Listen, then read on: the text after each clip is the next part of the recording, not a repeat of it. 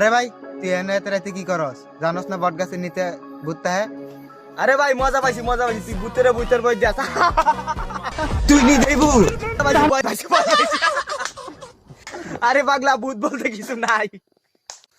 তুই কি কোরআন শরীফ বিশ্বাস করস? হ্যাঁ বিশ্বাস করি।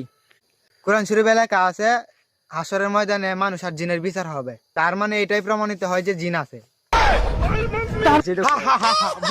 ভয় পাইছে কিরে এত রাতে একা একা কার সাথে কথা কস? আরে ভাই আমি একা না, আমার সাথে তো আছে।